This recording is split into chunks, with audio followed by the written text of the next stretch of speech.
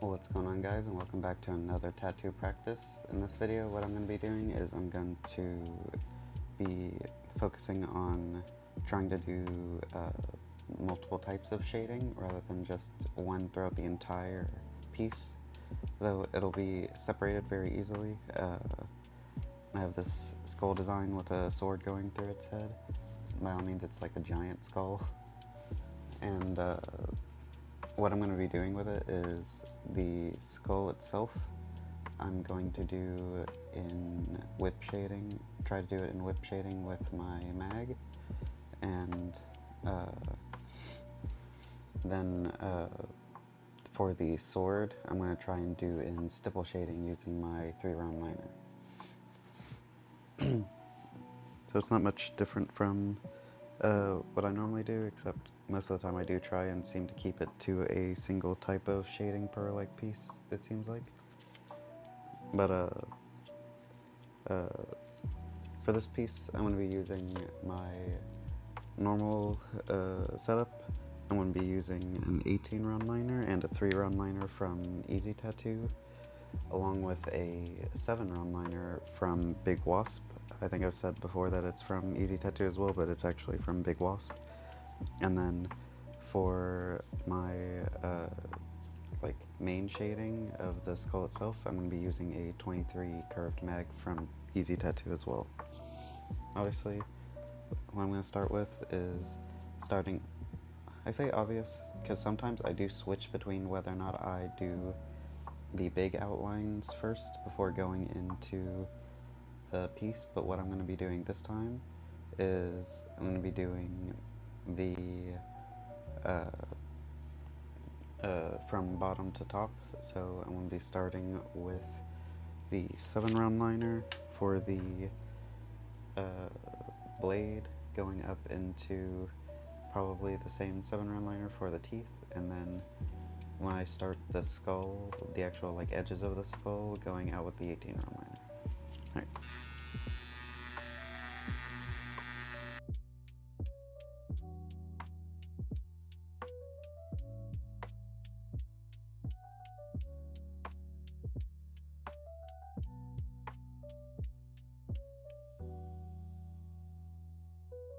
Alright, now that I got all the lining done, I think I might try and do what I've been doing, which is swapping back and forth between them. So what I'll do is I'll start down on the blade doing the shading, and then go up to the skull, starting with the 3-round liner down here, going up to 23 curved mag into the skull. And then once I get done with all that, I'll then move back up to the 3-round liner in the rest of the sword.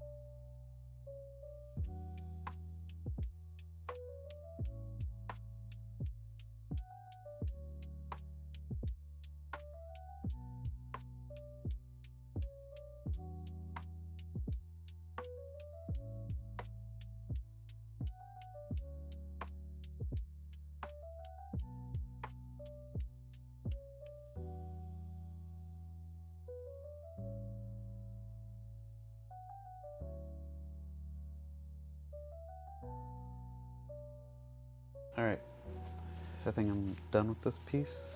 I think it looks pretty good. I did have a few mess ups on it, which annoyed me, like in the eye and in the handle up here and also at the top. I was having problems because for whatever reason, like the only needle I've ever had a problem with this, I believe, is the 7 round liner.